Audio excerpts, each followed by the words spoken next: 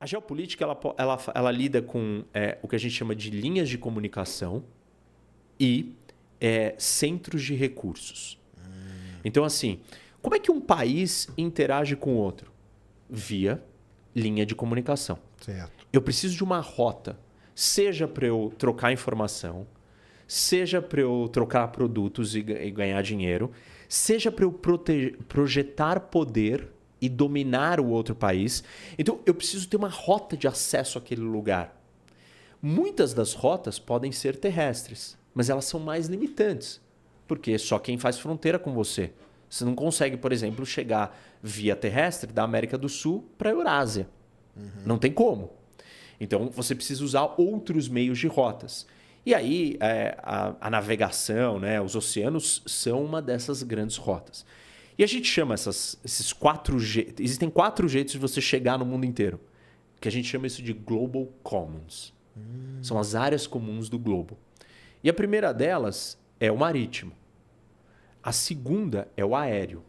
A terceira é o cibernético, que é o digital. Sim. Então, você consegue falar com qualquer lugar do mundo. Qualquer lugar, tem que ter, óbvio, conectado à rede. Mas hoje, a ideia basicamente com tudo. Basicamente com todos.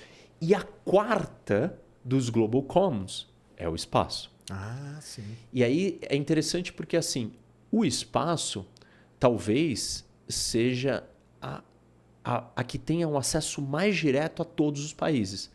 Porque você pode imaginar países que não têm saída para o mar. Então você precisa passar por um outro para chegar nele, mesmo que você tenha chegando pelo mar. O aéreo, você percorre, né, distâncias de um jeito diferente. Agora, se você está em cima, na volta, você vai acessar... Todo mundo está adjacente a você. Sim. Então, é uma das rotas, uma das linhas de comunicação extremamente importante.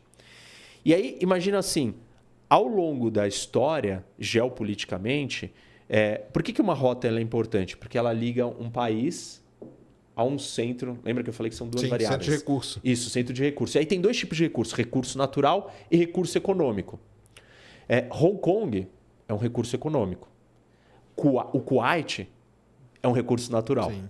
E os recursos, eles mudam. Os recursos naturais mudam de acordo com a tecnologia e com a evolução de novas máquinas, novas descobertas. Claro. Então, uma hora deixa de ser o carvão, o recurso natural importante, se torna o petróleo, depois é o urânio, depois vai ser, sei lá, o lítio, como é agora, talvez. Antes eram as baleias, que eu brinco que o petróleo salvou as baleias. Isso. Jamais as esqueçam baleias, disso. exatamente. Bom ponto.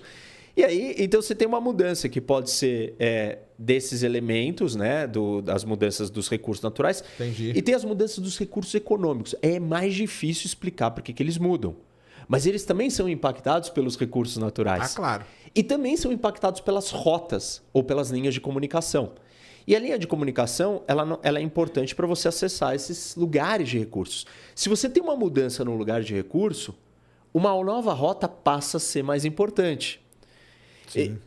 E aí, olha o que a teoria vai nos levar, né? Então tá, nós temos uma nova rota, que é a descoberta do caminho para as Índias, que levou os europeus a colonizarem o mundo com ganhos econômicos. Em busca de um centro de recurso, ele encontrou uma nova rota.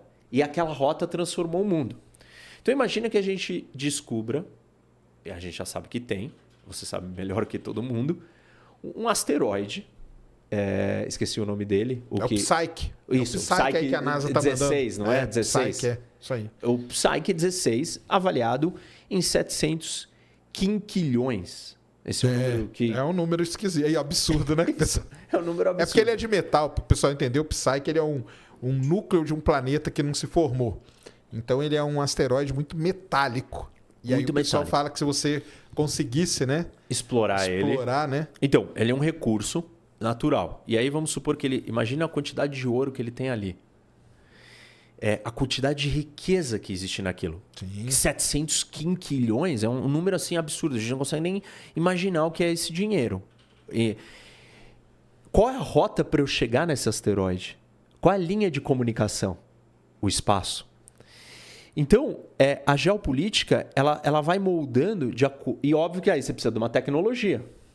Uma tecnologia nova que te permite acessar esse lugar. Quando a gente olha para as rotas de navegação, elas mudaram uma vez que a gente criou o motor a propulsão, a vapor. Senão você tinha que ser navegando pelo vento. Hoje, quando a gente tenta transpor isso para o espaço, você precisa levar em consideração o espaço-tempo do que o Einstein falou, que a gente pode traduzir nos poços gravitacionais. E esse é o elemento que vai ditar a característica daquele espaço, em vez da gente pensar...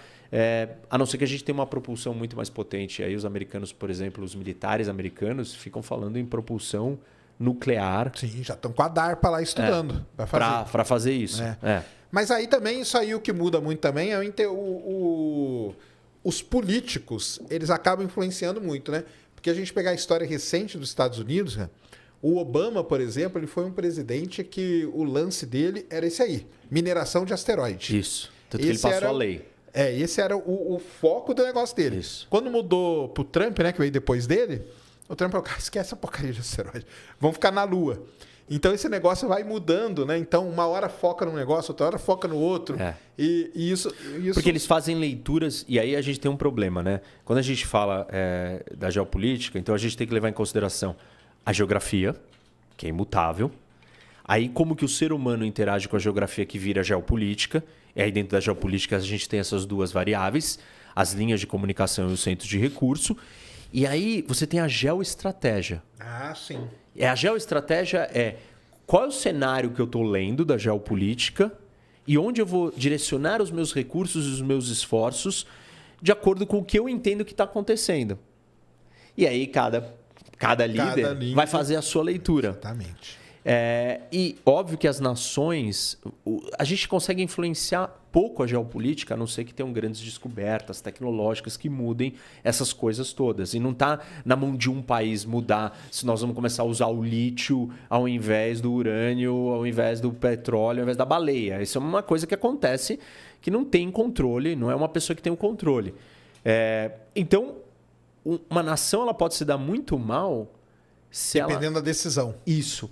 Se ela ler errado a geopolítica, ou melhor, se a geoestratégia dela for errada. E tem vários exemplos na história. O Brasil, né, cara? Deu errado, está dando errado o tempo todo. A gente não quer nem saber do espaço, no caso aí, né? Não quer nem saber desse Global Common. Não quer nem saber, né, cara? Isso pra mim é um negócio terrível. Você acha que é terrível? Eu acho que é terrível. Eu não sei se você pode falar. Não, mas pra mim é terrível. É óbvio que é terrível, né? Assim, mas é que... porque a gente tem tantos problemas, né? Em tantas as áreas. São decisões erradas e que sempre decisões tempo inteiro, erradas, né? Isso aí é um negócio muito complicado. Mas voltando ali, então, o Obama, o lance dele era o asteroide. E aí ele teve lá, não, nós vamos capturar um asteroide, vamos trazer. Teve vários modelos até, um que era uma rede, outro que era um negócio. Eu lembro até hoje de uma apresentação que ele fez que ele colocou uns astronautinha no asteroide. Legal pra caramba. Aí veio o Trump e mudou pra Lua. Porque a Lua, nesse lance de recurso que você estava falando, ela é muito importante, muito cara. Importante. Muito mesmo. Muito importante. Ainda mais porque, depois eu quero saber da sua opinião, vamos terminar o negócio da astropolítica, por causa da fusão nuclear. Porque a Lua tem um elemento que a gente não tem aqui na Terra, e ele seria o responsável por fazer a fusão deslanchar, que é o Hélio 3. E quem que tem o mapa de Hélio 3 da Lua? A China. Porque ela mandou uma sonda lá para mapear o Hélio 3. E ela sabe exatamente aonde que está, entendeu? Fora a água, né? Isso, que agora a Índia está lá procurando... A Índia pousou lá no lugar onde tem a água. Onde tem água. E a água, ela tem essa questão nuclear e tem a questão de você ter uma base permanente. Uma base boa lá, exatamente. Se você não tem água, e a água pode ser usada para combustível, enfim, para outras coisas. E para essa mineração e para você conseguir ter uma base permanente ali. Mas, voltando então para o nosso... Eu te respondi, não, que você me... Isso, não, respondeu, você acha isso aí mesmo. Então, vai mudando, né? O político muda a estratégia dele. Se ele tomar a estratégia errada, essa questão da fusão nuclear, da fusão nuclear, que os americanos estão avançando, né? Tivemos duas situações em tempos diferentes, agora mais uma de novo, outro teste que deu certo de novo. Só que é diferente, né, deles do que a dos outros. Sim. Que a deles é atirando aquele laser no negocinho. Isso. E os outros são os reatorzão, os tokamak da vida, aquelas coisas lá. Agora, uma outra, assim, nesse campo da energia, um outro tema que faz toda a diferença e que, óbvio, você também deve estar atento é a energia solar espacial. Sim. Que, assim, dentro da geopolítica, existem geopolíticos, e não são astropolíticos, que entendem que o século XXI será o século americano ainda por causa do domínio dessa fonte de energia, que é a energia solar espacial. Ah, sim. E os Estados Unidos estão bem avançados, né? Estão fazendo testes, e alguns testes bem-sucedidos, não conseguiram transmitir ainda em longas distâncias, por micro-ondas, a energia coletada solar fora da Terra, que, assim, o seu público todos já devem saber disso daí, mas... Uhum. Não, legal, um negócio legal demais. Que a ideia é que lá, pô, não tem nuvem, não tem dia e noite, a energia solar está lá o tempo inteiro. Tem um estudo que eu vi que se você fizer uma faixa de 1 quilômetro na órbita geoestacionária, em volta, encher de painéis solares de 1 quilômetro de largura, você consegue gerar energia em um ano suficiente ou equivalente a toda a energia que nós temos na Terra de petróleo desde a primeira descoberta até a gente esgotar. Então, assim, o desafio é como transmitir essa energia. Captar lá, o pessoal sabe, né? O problema é trazer ela para cá. Né? Esse que é o grande desafio que o pessoal está trabalhando hoje. E você acha que vai ter e tem problemas para a saúde? Cara, para a saúde eu não sei, né? O problema é entupir a órbita aí de coisa. Isso pode criar algum problema, né? Já vi o pessoal... Porque ele cria tipo uma... Para quem não sabe, existe um negócio lá chamado esfera de Dyson, né? Que era a ideia de colocar vários dessas coisas em volta do Sol. E aí transportar isso. Aí eles querem fazer isso em volta na órbita já estacionária. Agora, isso pode causar um problema, né? Porque a órbita já estacionária congestionada também ela é cheia de coisa já. E com problema. E ela é escassa, né? Exatamente. Então, mas é uma solução. Como para mim, o grande problema geopolítico do mundo é a energia, entendeu? Esse é um problemaço.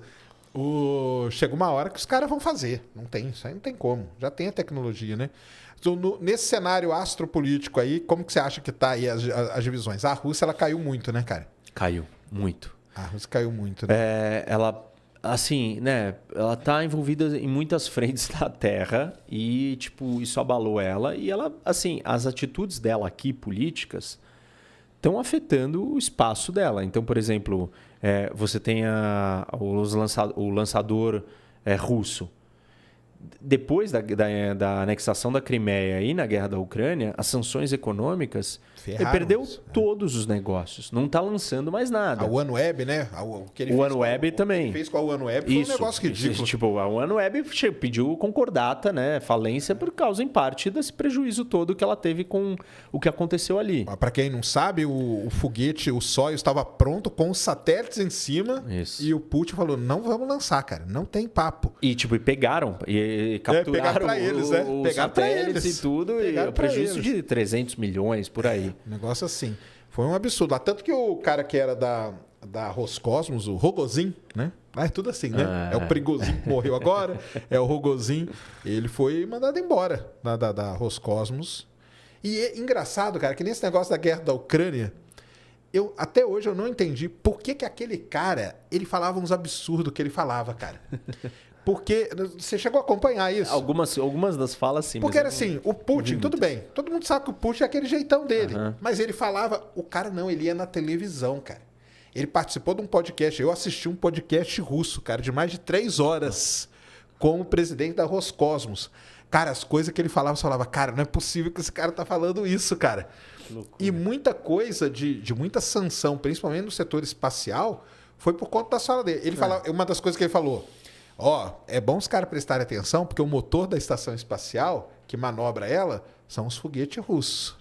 Então, vocês não brincam com a gente não, que eu mando desligar. E aí, onde que vai cair? Vocês já viram o tamanho dos Estados Unidos? O cara falava desse jeito, cara. Numa boa, entendeu? Não tinha ouvido essas falas. Cara, eu tenho depois, se quiser, eu te passo pra você ver. É umas 3 horas, é um podcast russo... que o cara ficou lá falando. Depois disso, você foi mandado embora. Pra você ver que eu acho que foi um negócio absurdo, até pro Putin, passou do cara. Nível. Entendeu? Até pra ele foi um negócio absurdo. Aceitável, que loucura. E uma outra coisa que ele mostrou... Cara, isso é porque eu tava tentando até achar aqui, mas eu não achei. Ele mostra, cara, um mapa, logo no comecinho da guerra lá com a Ucrânia. Assim, ele coloca os mísseis nucleares e ele coloca um mapa mostrando assim, ó, daqui para Berlim, daqui para Londres, daqui para Paris, quanto tempo que ia levar. Chegou a ver isso? Ele colocou numa televisão. Esse eu vi. Cara, isso é um negócio de louco, né? É um negócio de louco. Os ele cara, tá provocando, eles estavam ameaçando. Estavam cutucando, né? E você que tá assistindo esse vídeo aqui no Talk Flow, dá pra você virar membro, cara, do Flow agora. É um botãozinho do lado do botão de se inscrever. A gente faz um programa semanal só pros membros. Olha. Então fique esperto aí. Se quiser virar membro, tá bem aqui do lado, é mó merreca, custa menos de R$8, irmão.